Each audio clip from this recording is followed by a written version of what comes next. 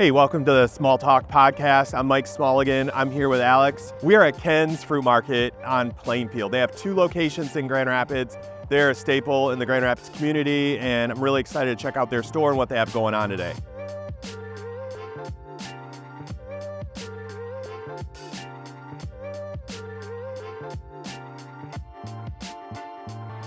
We focus heavy on fresh produce, really. Okay. When we started, that was basically all we did. That's kind of me, my dad, like our backgrounds is in produce, and what we know best, what we handle still to the day, that's what we do. So it's really heavy for us. I mean, we feel like it's something that we can kind of do, that we can differentiate ourselves from other people, especially the big box and chain stores. And we rely heavily on local growers during the spring and summer and fall. We just try to, have best quality, good prices, all that type of stuff, that, anything that we can do there. So are most of your vegetables like local, or where do you get them from? Well, it depends on the season. So, during the main growing seasons in Michigan, we are getting everything local, as close to town as we can get. All of our apple and any stone fruit growers, like pears and peaches and everything like that, they're all out north of town on the ridge. We get corn from a guy, his name is Andy T. He's the best corn grower in the world, I think, and he's over in St. John, so he's probably the furthest one out that we deal with. But other than that, everything's right here, from the squash to, tomatoes, obviously apples, we said.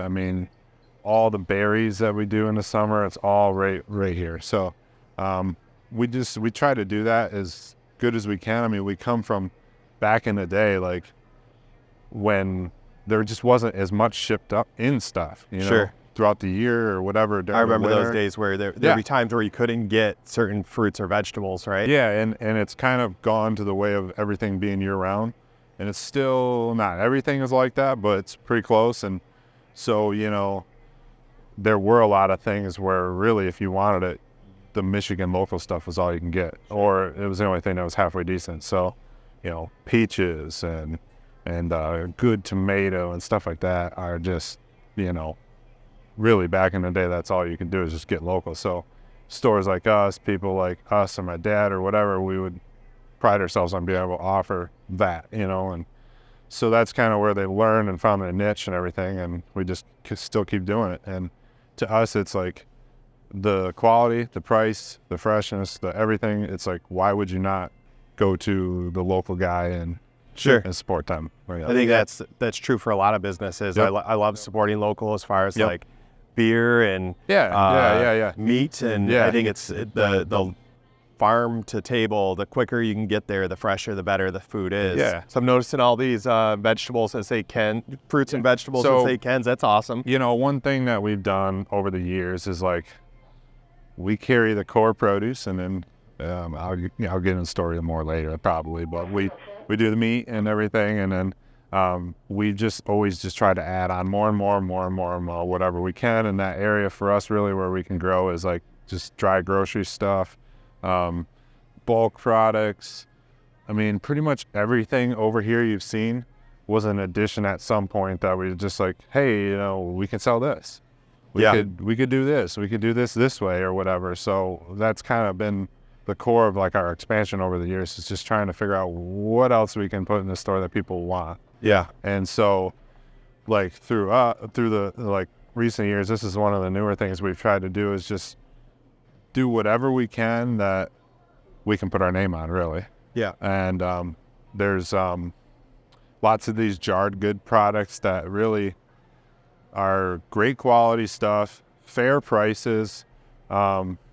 This is stuff that you can't find anywhere else necessarily. Okay. Especially the big chain stores or anything like that. This is by far the #1 seller out of any of this stuff. Pickled baby beets. Pickled baby beets. And I think they're disgusting. My 2-year-old daughter loves them. I don't like beets. understand them. I don't know if I like pickled beets, but I might. Here, try a jar. That's developed into like, we got dressings down there. We've got, more pickled stuff, ketchups. There's cider down here. We have our own line of spices over there. It's like, a lot of this stuff has just kind of been throughout the years adding on anything that we can get produced. So how do you determine like what you bring into your store now? Like, are you are you looking for stuff, or are people coming to you with stuff? It's a little bit of both. I would say now I would honestly say it's about 50-50. Sure. Really. Like, we get cold called sales all the time, and it's good. Yeah, it's great to do that because we found some of our best vendors like that.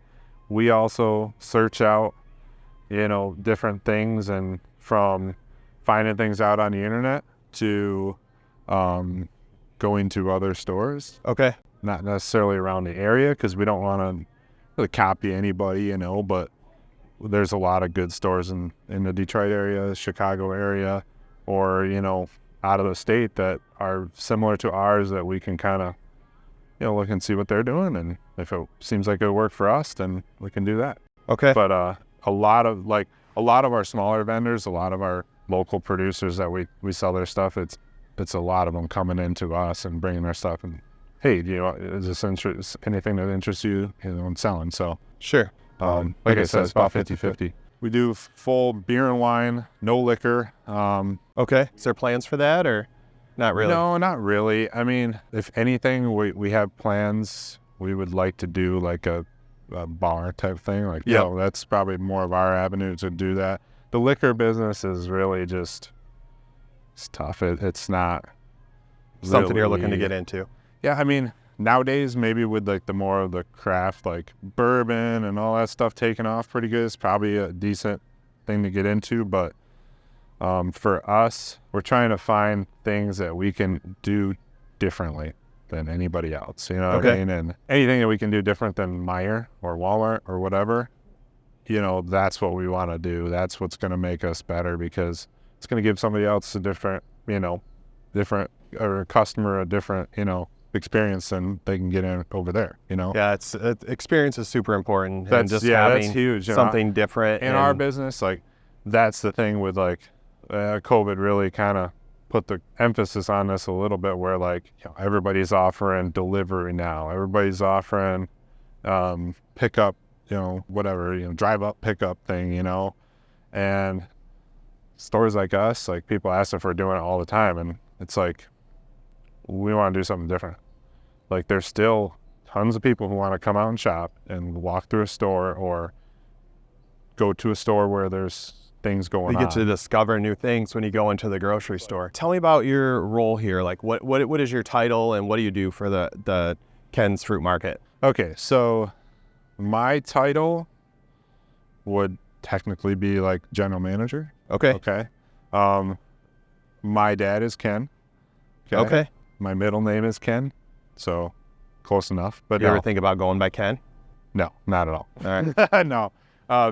So it's my dad. My dad and me are kind of extensions of one another at this point. Sure. We kind of both take over different roles and operations and overseeing things. And my main day-to-day job that I do a lot of is I do all the produce buying. So I'm going to the market and, picking stuff out, purchasing. I'm doing all of our pricing, anything that we have on special or ads and like that. I'm doing all that. And I'm also dealing with all the local growers that we have during the summer and fall months, just buying products. Sometimes I'm driving our truck out to pick it up, stuff like that. So that's awesome. Yeah, that's my main core thing. My mom is involved heavily too. She does all of our books. Okay. She, books, a lot of the HR type stuff. She handles all that and does an amazing job at it.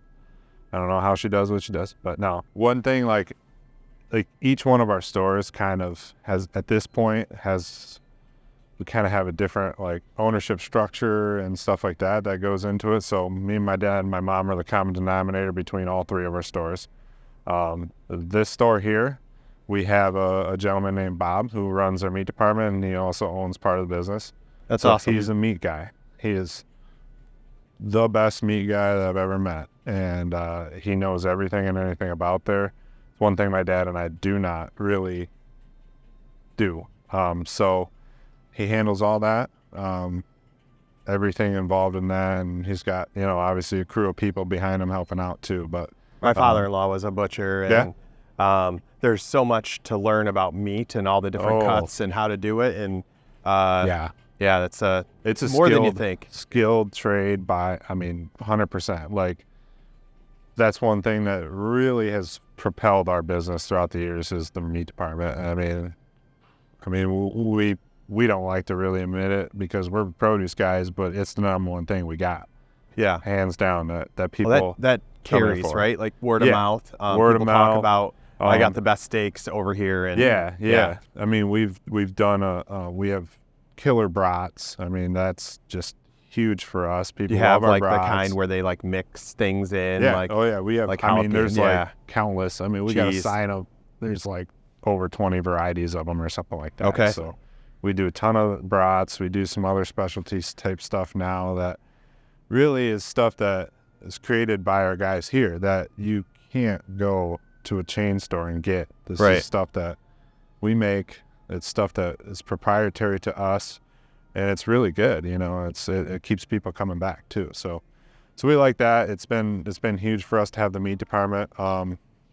We do have a great crew of people operating in our stores, and just kind of, whether it's a couple managers per each store and department managers and, people in the office. We have just core group of great people that help us operate every day. But that's, kind of. When was Ken's founded? Okay, so my dad started his first store in 1981. And at that time, it was a store in Ionia. We are all my family's from the Ionia area. Okay. So Ken's, as you know it, and this is kind of a long story, but as you know it, started in 2010. Okay. We opened in Alger Heights in 2010 in the fall. And so then shortly after that, we came up here and started the store in 2012. And then we had a store on 28th Street in Wyoming for a couple of years in between there. And then in 2018, we actually bought back my dad's old store in Ionia. Okay. And changed the name to Ken's. And that's where the Ken's Farm Market comes in. And we still have that today and operate that. So okay. We're at 3 locations right now. And it's been really good for us. Yeah. Got your eye on others or not quite yet? One thing about our business with what we do now, it's very hard. I'll say it's really hard to do multiple locations. Sure. And I mean, I know to some people it probably is a little easier. There's obviously chains of stores all over the place that have hundreds of locations and they do it. But for us, what we've really thought about in the last few years is just trying to take like what we do at each location and grow each location. We've got, like, especially right here, we just expanded another 8,000 square foot back into our building here last spring. We just added this greenhouse outside. We still probably have some room to grow around here, especially with just like, organization and, rearranging and adding stuff into our building right now. But, right now our sites are set on just kind of improving our locations that we have right now. That's awesome. Yeah. And I think, you're going to get a different level of personalization or people when it's on a smaller scale. And it's obvious that you have good people and a reputation, and that doesn't always transfer well to multiple locations. So no, that's for sure. I mean, this is like we talked about with the butcher. It's a skilled trade. Sure. Running one of our stores is a skilled trade. I think it's not something that anybody can go to college for. It's not something that you learn in like a couple weeks of training.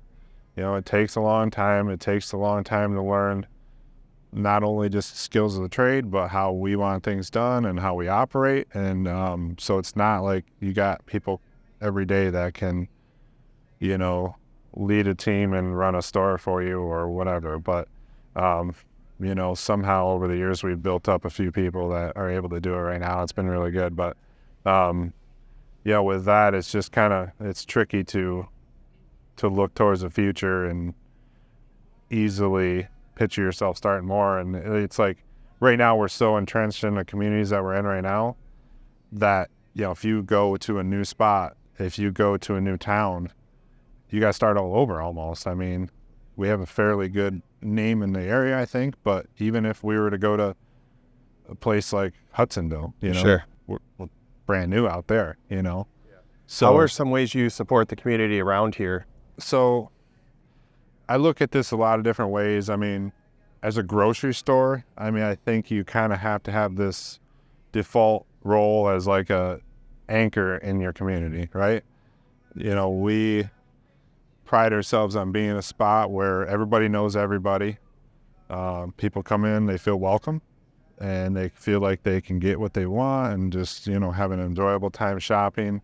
And, you know, having a grocery store in your community that, especially one that has a neighborhood type feel, really just does a lot to kind of anchor that community and support, you know. And we find that in Alger Heights a lot where we're at. That's a really tight-knit community. We've been there for over 10 years now.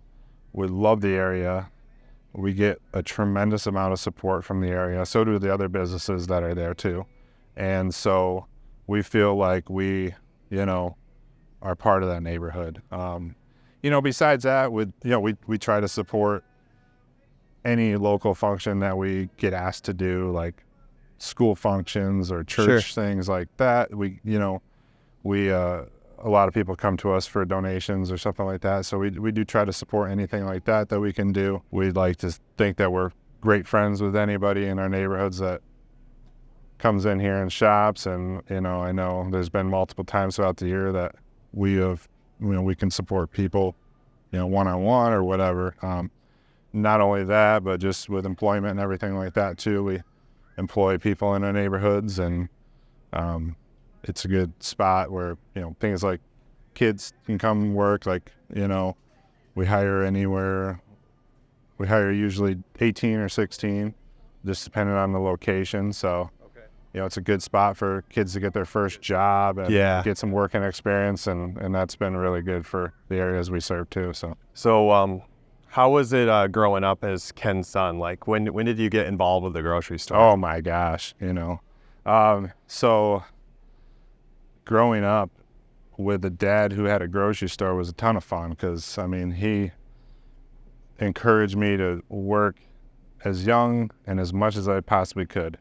So my earliest memories are probably me at 7 years old coming in and stacking potatoes in the summer on Monday, Wednesday, Friday when we get trucks in, and coming in on the weekends and help bagging groceries or help, you know, doing produce or just cleaning and sweeping floors and just working for probably $1 an hour. And it was great, you know. And you know, one thing that my dad always has done really well and still continues to do is just kind of like emphasize the fun of working and, you know, the pride that you should have for working. And, you know, this is not always the prettiest job in the world. It's not always the easiest thing in the world. But at the end of the day, you know, you should enjoy it and you should take pride in it. And with that, you know, you can have something to kind of show for. So even at the youngest age, it was always work. It was always fun. It was always hard work, but, you know, we enjoyed it a lot. You know? Okay. I mean, I have rental properties, and I bring my kids to do cleanup, and it's finding ways to bring your kids into it and let them know what you do. And I think it's super important, really, any type of business. I brought my kids along with me on showings for real estate, and it's just, you know, exposing them to what you do every day so they can appreciate it more. And gain some experience kind of along the way. So that's for sure. But yeah, I mean, it was. I can imagine growing up in a grocery store would be a lot of fun. Yeah, and I mean, it's not just a grocery store. Inside, it was like, okay, you know, let's go into work for 4 hours and then ride my bike out back for another couple hours until my dad goes and takes me home for lunch or whatever, you know. Sure. It's like hanging out with all the employees that, you know, that all knew you and stuff like that. I mean, that was a lot of fun too. And, you know, yeah, I mean, probably didn't even get a lot of work done, you know, but it's just like all about the experience. Experience, so, yeah. yeah. So how has your role changed? I mean, so starting here as a kid, and then when did you start actually like working and evolved into management? Well, I, you know, during high school and stuff, I never really saw myself doing this. Okay. What do you see yourself doing? Oh, I'm a musician by trade. Okay. And I went to school for audio production. Okay. And it kind of got to a point where, you know, some things were going on in my life and my family's life and with the stores and everything like that. And I just kind of got to a point where I'm like, you know what? I don't think this is what I want to do with my life. I don't really, you know, it's not that I wasn't like making any progress or anything. I was still young.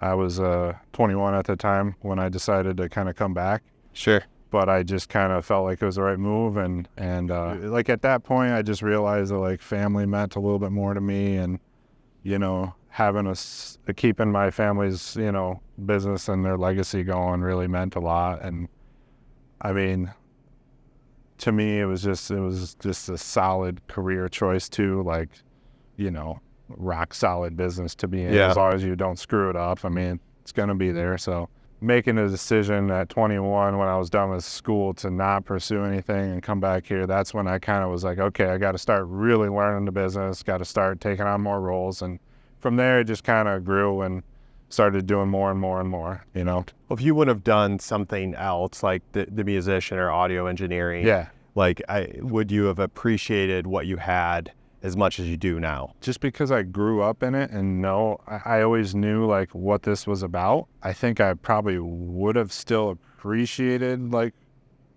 it, if that makes any sense. But well, I imagine starting at 7, right? Like seeing everything that your dad goes through, and I'm sure some of that came home with him. And a lot of that. And owning a business has its own set of challenges. Yeah, you know, a lot of people my mom's always been involved too. So I mean, if anybody else understands and has parents that work together or own a business together, you know, it's not always easy, but it's a lot of fun. So do you have kids yet? I got 2. Yeah. Yep. Have they started working here yet? Nope. One is 2.5, and the other one is 9 months now. Oh, so They're a little young. They're a little young.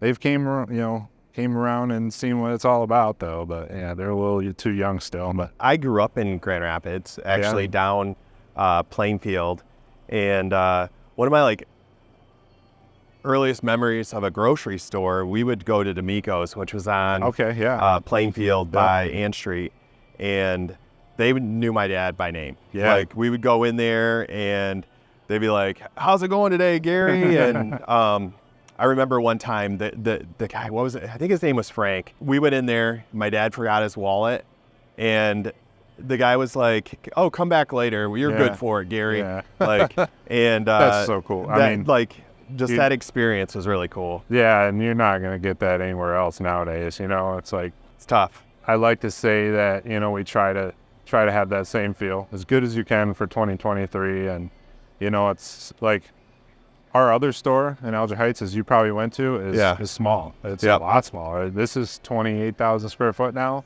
That's 12. Your candy aisle is almost 28,000 square feet. Exactly. So, you know, that one there, like, we just have, like, everything's tighter, everything's smaller. It has that old school market vibe like you're talking about. Yep. It's neighborhood feel. Everybody knows everybody, you know, and it's just a cool feeling being like that. I really like it. Obviously, like, for the business side of things, we like to be a little bit bigger so we can grow and continue to sell more and all that stuff. But, you know, it's like that always just kind of holds a soft spot in my heart, having a small store like that, you know, to just have that feel, you know. So more personal, you get to know more people and the community better. And you know, one of the areas that we've really been trying to grow and excel at the most lately is our garden center. Okay. So If you come out here in the spring, we'll have full show of plants out there, annuals, perennials, hanging baskets, combo planters, pre-made combo planters, nursery stock. We're doing a lot with nursery stock nowadays, like hydrangeas and fruit trees and all that type of stuff. So we've really found that to be a great deal for us. It's like, not only is it a lot of fun for us, like I love doing it, it's just kind of like a cool like thing to get the spring like started off, and everybody loves to come out and buy the flowers. And we found that it's a good thing that like nobody really kind of can compete with us on, especially the big box chain stores. There's obviously a lot of great nursery stores and a lot of great flower shops around that do well with it, but everybody's independent, and none of the chains really do a good job with it. So it's been good for us. Do you just sell it here? Do you actually, like, my wife has been to some classes and where they like help you. No, they put together planter boxes. So they like bring different plants and put them all together. And everything that we do is pretty much just sold. Like, we don't really do any of that ourselves. Okay. We have really great growers around the area that do all that for us. Everything, like all of that stuff, is grown within a really tight radius of here. So Hudsonville is huge for it. There's tons of growers over there, greenhouses that grow specifically annuals, perennials, and nursery stock. I mean, there's a couple over in the Grand Haven area, over along the lakeshore. We tend to stick with the smaller guys. Okay. I think the mentality behind that is we'd rather be a great customer to a smaller guy than a smaller customer to a big guy. You know? So have an impact. Yeah, for sure. And we can kind of work with them a little bit better. I mean, so that area of our business has been great. That's one of the other roles that I kind of take care of too. All of us kind of are involved in that. So it's been a lot of fun trying to grow that side of our business, and I love it because you're stuck inside all winter. It's not really the best time of year for our business during the winter. And then as soon as April hits, it's like everybody's ready to go. Yeah, it's exciting. It's warm out again. Everybody's coming out of their houses and ready to buy flowers. So it's a lot of fun to do that. So last year we just put up our new greenhouse out here, and that's been great for us. And it's just helped our plant business a lot. So do you do like Christmas trees, that kind of stuff? So we're filming this in December right now, so we got Christmas trees out there. We're actually like getting pretty cleaned up on them, so we don't have that many left, but we'll sell good chunk of Christmas trees throughout the season, and we do pumpkins in the fall for Halloween, and we'll kind of keep the seasons going. So it's pretty good. We do, like right now we're doing a lot of gift baskets and fruit baskets and stuff for the holiday season. So so that's a good deal for us too. Again, it's like this business started kind of just as a really seasonal thing, like during the summer. And then as you grow, it's like, okay, how do you keep it going all year round as much as possible? And now you're at the point where there's really no lull time. Maybe January, February is a little bit of a downtime where there's nothing going on. But other than that, you're going right from springtime with flowers to the heavy produce season in the summer, to pumpkins, to Christmas trees, to Christmas, to, right back at it again. So it keeps it exciting, keeps it exciting. Sometimes I envy the stores that close and, during the winter, but it's like, we like to keep it going and stay all year round and stay open. So you mentioned stores that close. I'm sure you guys close here. What are some of the things that you do when you're not here working? I still play music a lot. Now I'm hanging out with my wife and kids a lot, but I like to play music. Yeah, I like to play music. What type of music? What's the name of your band? I'm not in a band right now. Okay. No, but I do like I like country music. I like rock music. I like anything like that. So I do a lot of that. I play bass, drums, and guitar. Other than that, I mean, we love boating. My family, we kind of grew up boating a little bit.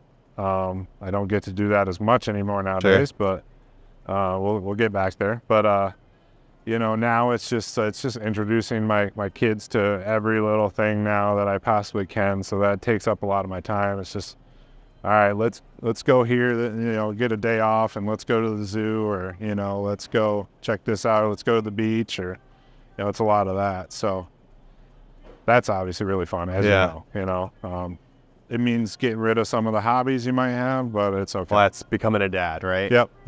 Totally get that. Yeah. So, I mean, other than that, we kind of just, we work a lot. This is definitely a business that doesn't have a ton of downtime. We're early in the morning. We're working till a reasonable time, usually 5 o'clock in the afternoon or whatever. But, there's not a ton of downtime. We're open 7 days a week. So, it's not like, it's not too typical, but as you know, you're a realtor, it's a full-time deal. Always something to do, So, you never know when you're going to get a call at Sunday afternoon, something's going on. So, you got to be ready for it. But what are some emergencies that happen in a grocery store? Oh, man.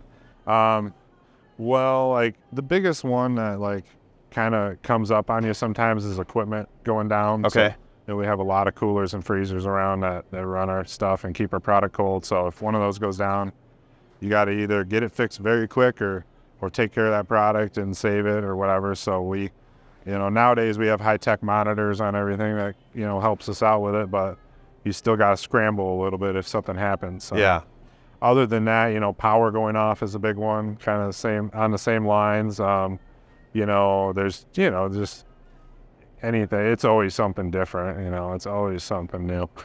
But so you guys had a fire. Yeah. So, and how do you recover from that, or what happened there? We had a fire here in the fall of 2016. Yeah. And it pretty much, what happened is we have some far away blurry video of somebody coming up and lighting some straw bales on fire that we had outside that we were selling. So still trying to find out who that is, but it basically lit the whole outside on fire. Smoke came billowing in through the building and basically ruined all the product and everything in here, and it was a total loss in here. Not that much fire damage, obviously, but smoke just covered everything. So we had to basically, at that point, we just gutted everything and started from scratch. And it took us a long time to get going, as you know. I mean, any project takes a while nowadays, but that took us a while. But we came back really strong. I mean, you got bigger when you came back too? We did, yeah. We were able to kind of rearrange the building and the setup to give us a little bit more room, so that was nice. And we were able to kind of fine tune what we did and what worked and what didn't. So we were able to kind of come back pretty good. And then, the area and the community just came out in droves for us. It was awesome. I mean, they really expressed that they missed us and we missed them.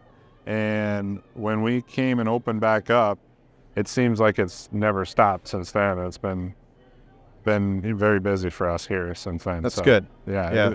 I hate to say the blessing in disguise type thing.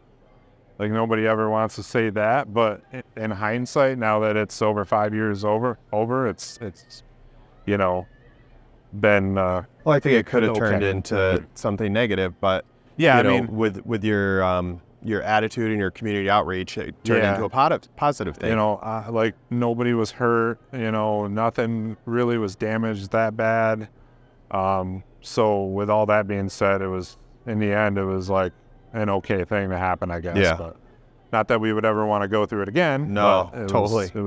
It turned out okay. So. Wow, I didn't know your candy aisle had 2 sides. Yeah, so I might have a problem. We like candy. We 4 sides. It's you got the healthy stuff, kind of, and then you got the treats. Some of it stuff there's M&Ms in there. There's gummy bears. There's different stuff that you can find at a normal store, and then there's other stuff that's more specialty. I mean, my favorite is the milk chocolate gummy bears right here. These are the best.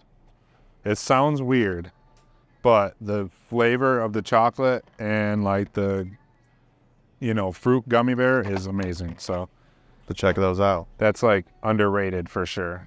We don't really sell a ton of them, but they are, I think if more people tried them, they'd love them. I think that's, the power of advertising, right? Yeah. You tell somebody about it and then they come in and they want to try it out for themselves. So, which I think kind of leans into what we were talking about earlier. We can touch on it again, but it's like, advertising for us, we as a grocery store, we've kind of always had to like put out a weekly ad and advertise some prices and do some discounts just to kind of, compete, and you do it to kind of get people in the door and stuff. But we've never really been big on other advertising and stuff. And I think it's just kind of, we try to do word of mouth as much as we can. Sure. It's like, it's slower, but it's better because, as long as you have a loyal customer base, they're going to tell other people, and they're going to, then they're going to check it out and shop. And that whole process takes a while, but it's better in the end. Yeah. I think that for us, our money is better spent in improving our store, supporting our employees and our customers and community, and just kind of like, making those things our priorities instead of going out and plastering a bunch of billboards and TV ads around to try to drum up business, So you mentioned your butcher Bob is part owner. Is that a normal thing? Like, do you promote people from like within to ownership or management roles? So yeah, we have actually a gentleman who is part owner of our Alger Heights location now. His name is John. John has been with us since day one. John, he's a family friend of ours that I've known since the day I was born, probably. And he started with my dad when he was very young, and then he started at our store in Alger Heights when we opened in 2010, and he's been with us ever since. And he just got the opportunity last year to buy into the business, and that's awesome. Kind of run and operate it himself too, and it's been really good for him. Basically every single one of our core like manager employees are, from within. Okay.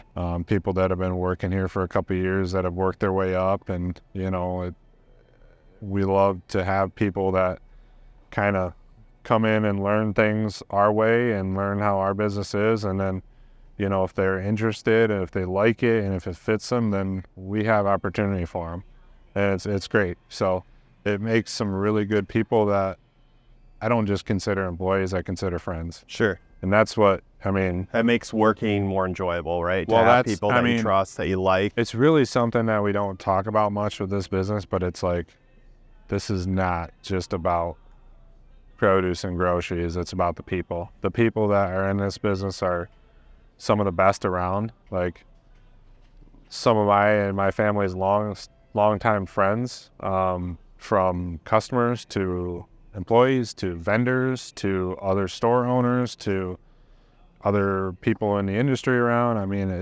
There's some of the best. It's a very, honest and loyal business. It's a very, it's just kind of full of a lot of good, hardworking people that, you want to surround yourself with. So, that part of it, really, we don't really talk about that probably too much, but it's really true, so we really like that. We've been able to kind of surround ourselves with some really good people, from vendors to employees and everything like that, and it helps everything. So it's awesome. It definitely will make work more enjoyable if you like the people you work with. Yeah, that's for sure. You got to. It's like I said, it's not the easiest thing in the world to do this. So you got to be around some good people, and you got to like doing it. You know? So yeah, you want to head outside then? All right. But yeah, this is where we sell Christmas trees, and we'll sell plants. This thing will be full in the spring. Tons of hanging baskets, tons of bedding plants, tons of perennials, tons of nursery stock and trees and stuff. And we really just kind of, we don't. Everybody asks us if we do anything in here during the winter or whatever, and we don't. It's really just a core season of April, May, June, when everybody's coming out and buying stuff to plant for the year. But for that time, it serves us well, and it does good. So we were really happy we were able to do this last year, and kind of got the support of the center here and the township and everything to allow us to do it. It's been great. Well, I appreciate you having us out to your store today, and thanks for having me. Yeah, really great to get to know you a little bit, Alex, and the impact Ken's has on the community. So thanks for sharing that with us today. Thank you very much. Appreciate it. For those watching at home, thanks for tuning in and learning more about Ken's Fruit Market. And I hope you support local businesses like Ken's. And if you have any questions or would like to be a guest on our podcast, please reach out.